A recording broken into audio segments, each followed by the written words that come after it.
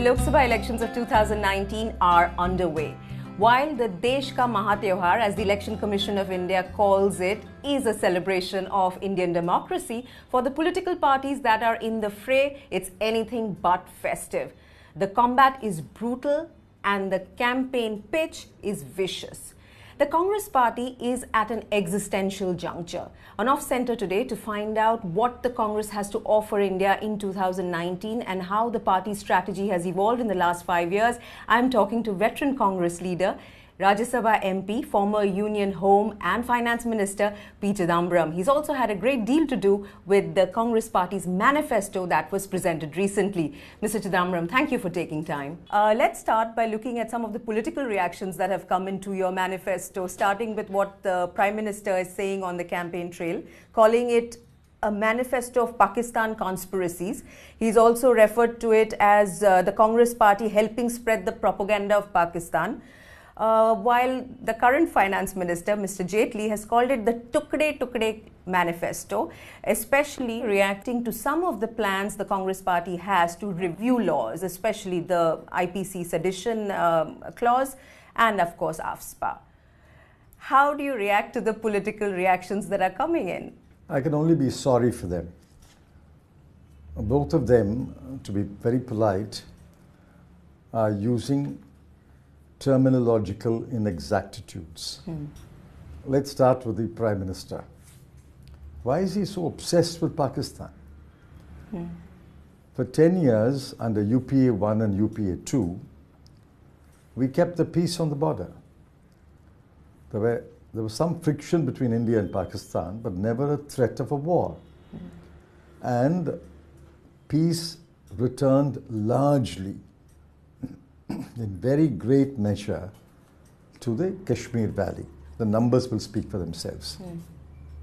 Sometimes I think that the Prime Minister is itching for a confrontation with Pakistan in order to win an election in India. His 56-inch chest has obviously failed to protect India.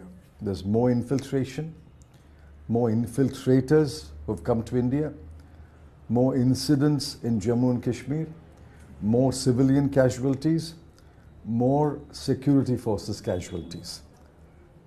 And the people of the Kashmir Valley are totally alienated. So Prime Minister's Pakistan policy or J&K policy is a complete failure. Now let's take Mr. Jaitley. If he's talking about sedition, I think he should go back to his law library and look at the laws. Sedition is part of a law passed by the British Parliament. Sure. It's a colonial law. Yes. Since then, the Indian Parliament has passed the Defence of India Act and the Unlawful Activities Prevention Act. So you're saying it's not necessary and it can be misused the way it does get used in Sedition is misused. Sure. Sedition provision 124A has been grossly misused. Right. So my question, Mr. Therefore, Chidambaram, if you look at the provisions of the other two laws, they cover everything and more that sedition can cover. Right. Obviously, Mr. Jaitley has forgotten his law. But in the 10 years of UPA 1 and UPA 2, state governments have used it, and the UPA at that time didn't do anything about it. Today there is a change of heart, change of mind, that's acceptable. Question is, what prompted this change? I don't deny that state governments have used the sedition law. I can't recall a single instance where the central government used it. I think the central government used Section 66A of the IT Act, which was scrapped by but we are talking about sedition, I thought. Sure, you are. So let's not mix up two things. Okay. The state governments have indeed used sedition, which is why in today's manifesto we say we'll repeal that provision. What has prompted the change of mind that puts individual freedom and human rights, sort of front and center in this manifesto? Do you change your mind or not when new facts come in place? So you're saying new facts that have come in play? I just ask you, as a person, do you change your mind ever or not? Of course. Precisely why a party changes its mind. Today there's greater awareness of human rights world over, and in India. There's a lot of young people, a lot of civil society activists who have stress the importance of human rights. And if you don't stress the importance of human rights, the danger is that the state will become more and more authoritarian. The best example is Mr. Modi. Therefore, the stark contrast between authoritarianism and the emphasis on human rights is quite clear. Therefore, going by experience, going by lessons learned, we have come to the conclusion that the sedition law must go. They are using these elements in the Congress manifesto to put forward the perception that the Congress is soft on terror, soft on separatism, and that the Congress is a soft party and will not provide strong leadership, which is the case that they're making for Mr. Modi for a second term for him and his government. How is this narrative going to be countered by the Congress? Because the manifesto and discussion of the manifesto in the media is one thing, and the discussion of the manifesto with people or amongst the electorate is another. Nobody believes Mr. Modi when he says that he has kept the country safer than what it was under the UPA. In fact, all the states on the border are gripped with fear. And all the states of North India are gripped with fear. So Mr. Modi's claim that he's kept India safer is complete rubbish. Compare the 10 years under UPA 1 and UPA 2 and the 5 years under Mr. Modi. The numbers will speak for themselves. And the kind of progress we made in mending relations with Pakistan will also speak for themselves. I expect them to do what they are good at, namely thump their chest and cry hoarse that Pakistan is a grave danger. The minions will say Muslims in India are a grave danger. They'll call them a virus. And they will polarize the electorate. This may or may not work in the core Hindi heartland.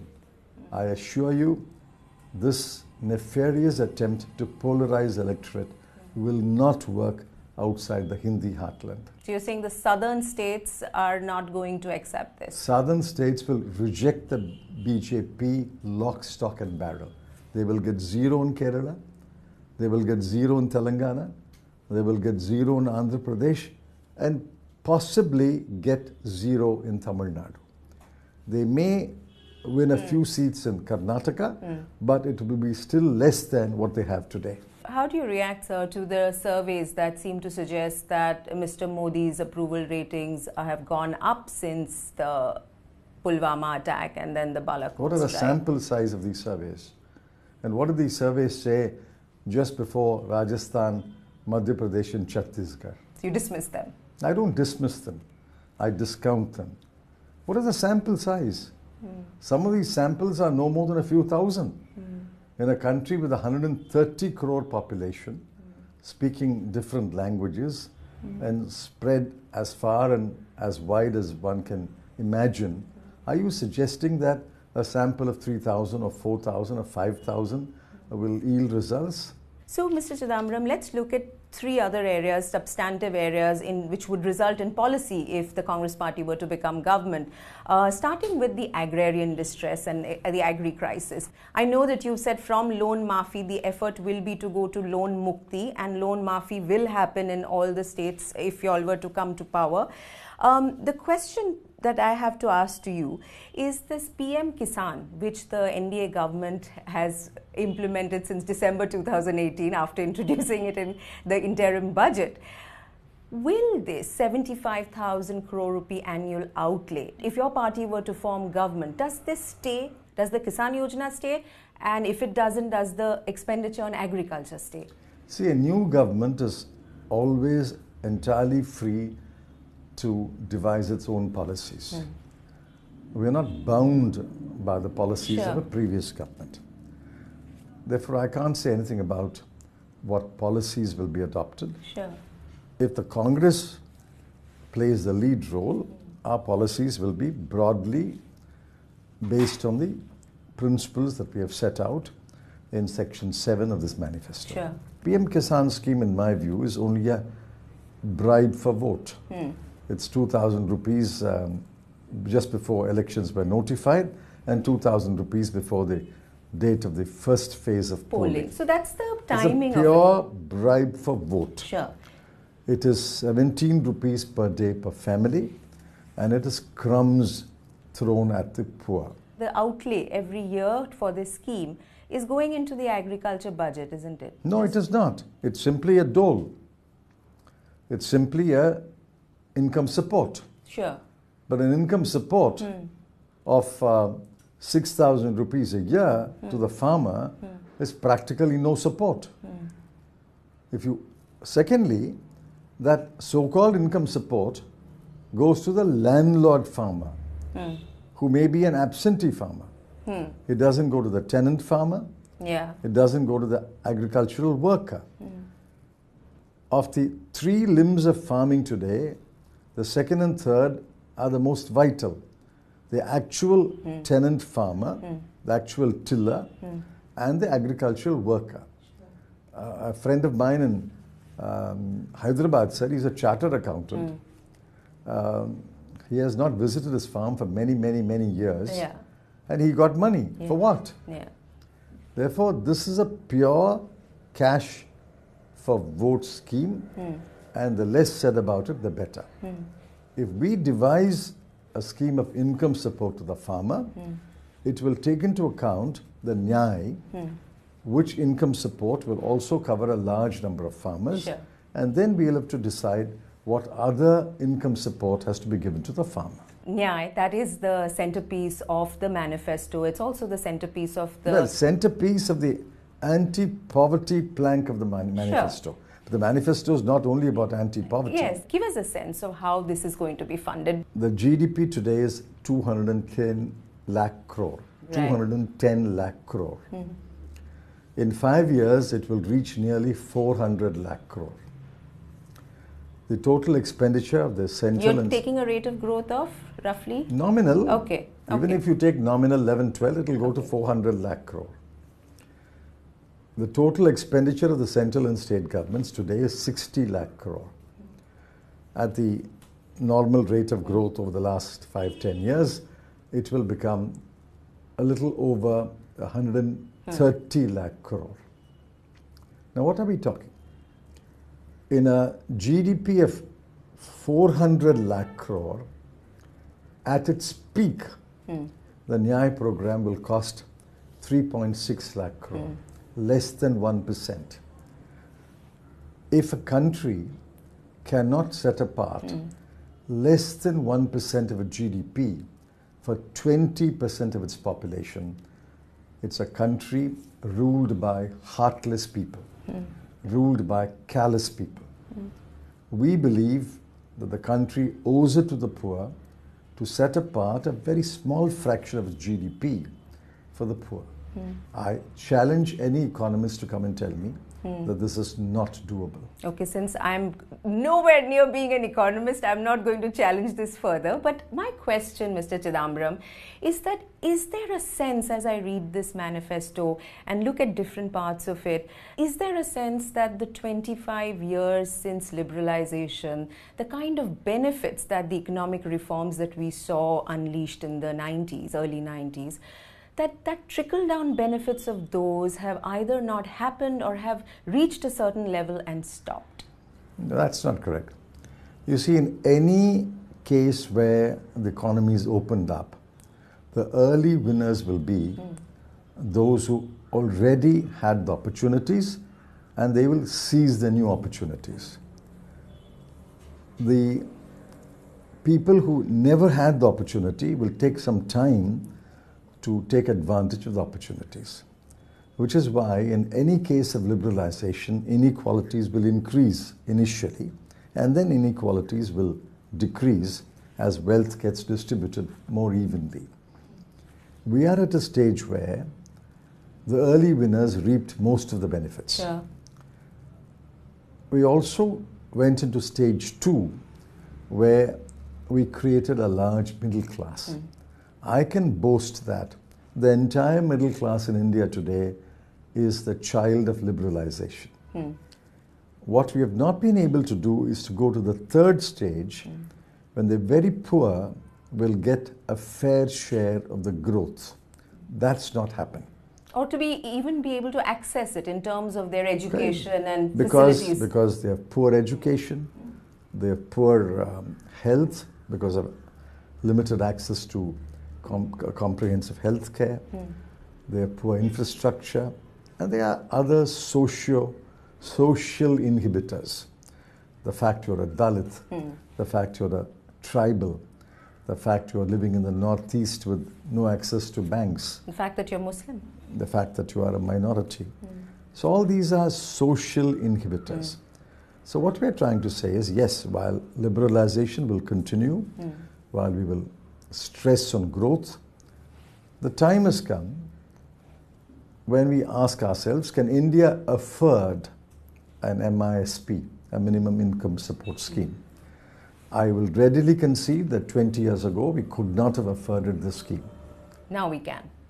I think we can. This case that you make also in the manifesto is something that the Congress party is saying, which is about health and education not to be just the purview of the private sector, but the state needs to play a bigger role in providing quality education and quality health. Again, is this a changed perspective? Is there a change? Because we know that privatization of education was something, especially higher education, was something that we saw during the time of UPA, to the effort in that direction. Not at all. The Congress has always believed that education and healthcare are two public goods which have to be delivered by the state. So there are two models of development. One is the European model. One is the pure capitalist model.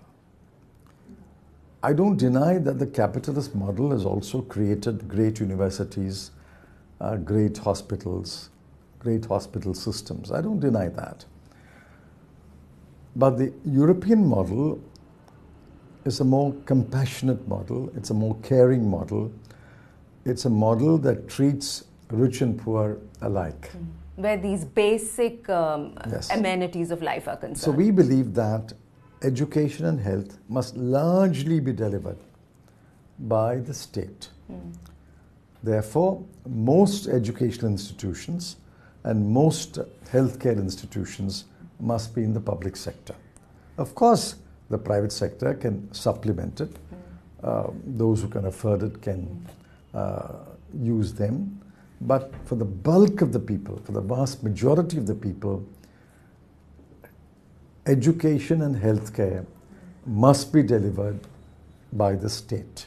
How do you react when journalists and rural affairs experts like P. Sainath say that one of the reasons for the agrarian distress today, 2019, is the kind of reforms that were, he uses the word, unleashed with liberalization and the corporatization of agriculture, which has seen soaring costs of inputs, a globalized market which a small Indian farmer cannot sort of be competitive in? How do you react to that? I don't agree. Without liberalization, India would be poorer today than what it is. India would be much poorer. We could never have achieved 8.5% average growth over a period of 5 years and 7.5% average growth over 10 years. So I don't agree with those who believe that the old model was a better model.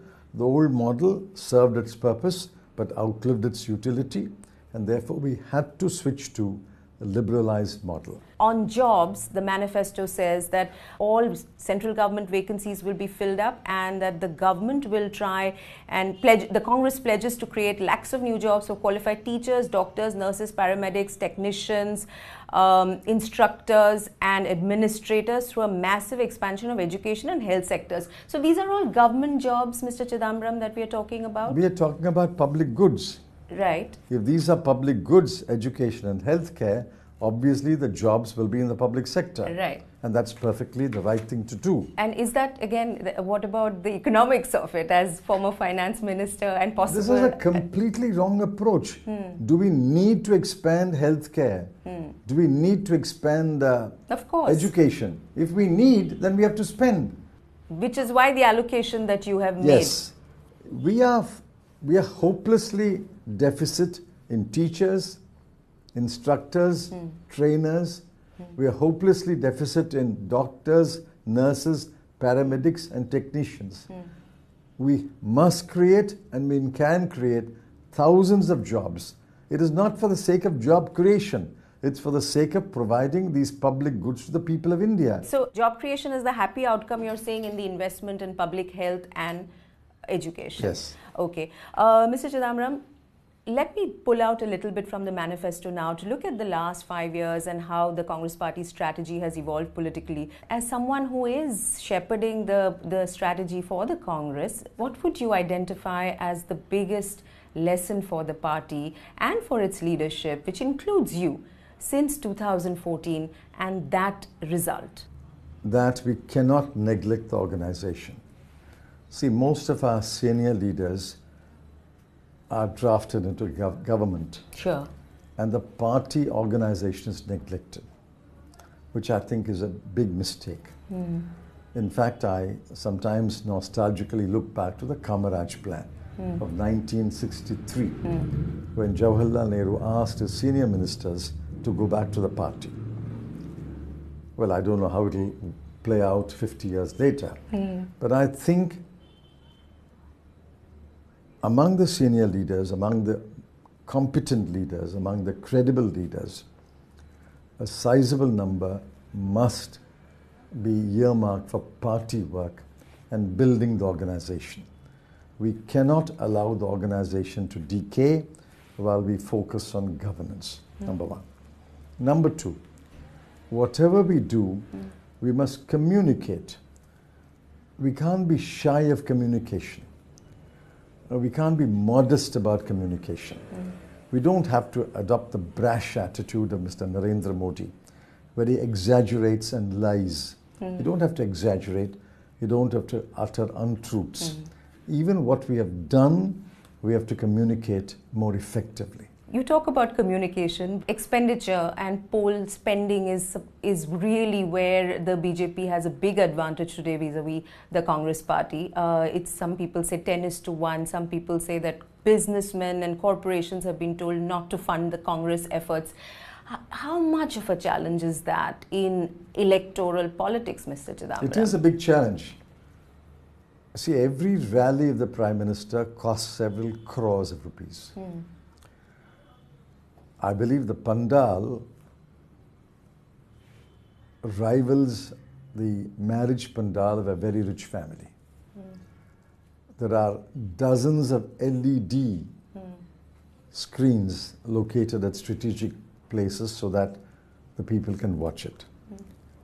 Now, who's funding this? Where is the money coming for this? And secondly, if this money is being spent to campaign for a candidate or more than one candidate, is the money being proportionately credited or accounted for in the account of the candidate? For example, in Tamil Nadu, if an alliance party holds a public meeting all by itself supporting the candidate may not be there at all. The entire expense of that meeting is put on the election expenditure account of the candidate. Now, all the crores of rupees that are being spent on Mr. Narendra Modi's rallies, which candidate is bearing the responsibility for that? I mean, I think the Election Commission has been totally partisan. I've asked this question today and I hope there will be an answer. Is that expenditure being accounted for in one or more candidates' election account? The press is silent. It's a silence of the lambs. What is in the Supreme Court is the petition that opposition parties, including the Congress, have filed against wanting VVPAT verification for in 50% of the EVMs. The EC has come back saying that that will take 5 days, 6 days and delay the results. The counter affidavit says 3 days, right? From your party, from the parties wanting it. I think it's an outlandish argument of the EC to say it will take 6 days. How can it take 6 days? I don't think it will even take 3 days. But I think the opposition parties have conceded. Even if it takes 3 days, so what? For example, elections in the first phase is April 11. The result is going to come out on May 23. So they're anyway waiting for about so 3 more days 42 makes no days. difference. What does it matter if it comes out after three days? But you're saying it's important, critical to have this 50% My VVPAT verification? My personal view is 100% verification. 100% verification. See, the EVM was intended to achieve two things. Eliminate invalid votes and eliminate ballot stuffing. That's all. Both have been achieved by the EVM. But the EVM does not ensure transparency in the vote count. It's only the VVPAT which ensures that. Without the VVPAT count, what's the use of an EVM? Which is why we say the EVM count must be matched with the VVPAT count. If both match, all objectives of a free and fair vote are satisfied. Without matching it with the VVPAT count, I think the free and fair voting principle is to a large extent compromised. You do not see this as a reaction of people who are losing elections. So even though the Congress party has won Chhattisgarh, Madhya Pradesh and Rajasthan recently, you still want this VVPAT 50%, and if you were to have your way, 100% verification. Yes. In 2004, when the Congress party came in as the first UPA and created the first UPA government, one of the things it came to power on the back of was the stitching up of alliances across the country. In 2019, we can't say the same thing, and you talked earlier in the conversation about the Hindi states. That is where these alliances, or the lack of these alliances, political reporters and analysts say will hurt the Congress. Factually wrong. Okay. We'll first look at the non-Hindi states. So we have alliances in Tamil Nadu, Kerala, Karnataka and Puducherry. Except in Andhra and Telangana, we have alliances. In Andhra, it appears that the two other parties are keen for a post-poll alliance with the Congress. Now let's move to the east. Odisha. Before you move, Jagan Reddy has just said that he's forgiven the Congress. Yeah, I said, that's what I said. Yeah. Both the other two parties seem to be keen on a post-poll alliance with the Congress. That's a good sign. In the east, in Odisha and West Bengal, both of them are going alone. They are not in alliance with Congress or anyone else. Sure. Now we come to the West. So they would be the X factor, like news channels would like to call it. We don't know. Okay. They both want to go it alone. Then we come to the West. Obviously in Gujarat we have no alliance, but in Maharashtra we have a powerful alliance. Sure. We come back to the Hindi states. Rajasthan, Madhya Pradesh and Chhattisgarh, we don't need an alliance. We are the lead party. If any of the smaller parties wanted an alliance, they should have approached us. Sure. There's no need for an alliance. Right. Punjab again, which is not Hindi, but still let's count it as Hindi. We don't need an alliance. Which leaves UP, Bihar and Jharkhand. We have an alliance in Jharkhand. We have an alliance in Bihar. So what does it reduce to? 80 seats. We don't have an alliance in UP. But you started the conversation by saying we don't have an alliance anywhere. We don't have an alliance in UP, full stop. And today, Jyotiraditya Scindia has said that if the BSP and SP want a post-poll alliance, we are willing to have one. We initiated many conversations, but there was no response from Ms. Mayawati. So hopefully, she will have a change of heart post-poll. But at the moment, Mayawati has asked the Muslim community specifically not to vote for the Congress and divide the votes over there. Akhilesh Yadav has said the Congress and the BJP are mirror images of each other. So I can say the same thing.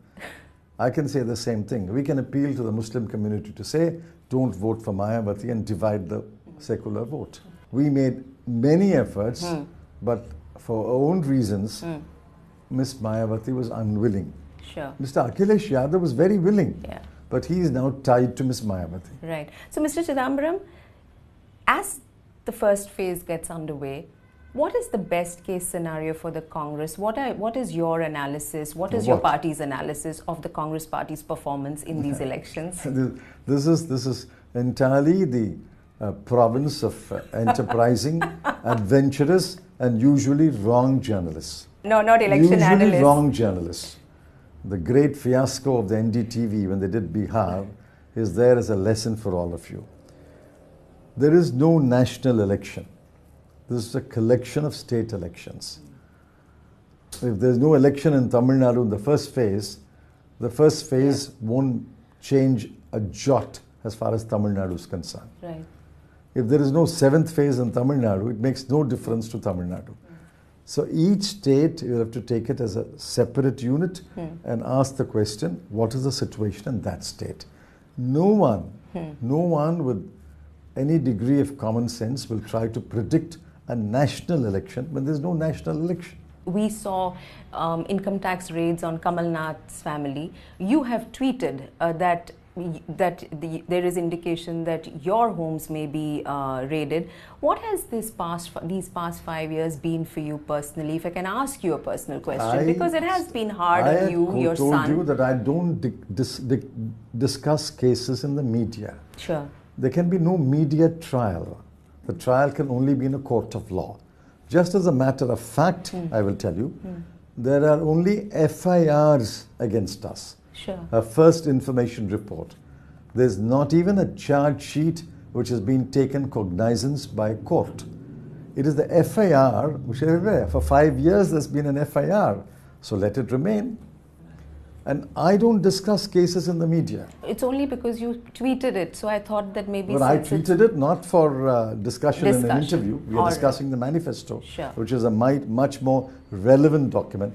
I hope you agree that this manifesto is more relevant than a false FIR. I think the manifesto has pushed a lot of, lot of the right buttons, and it has been welcomed by a lot of people. It's definitely got a lot of conversation going, Mr. Chidambaram. Thank you very much. I wish you a lot of good luck. Thank you.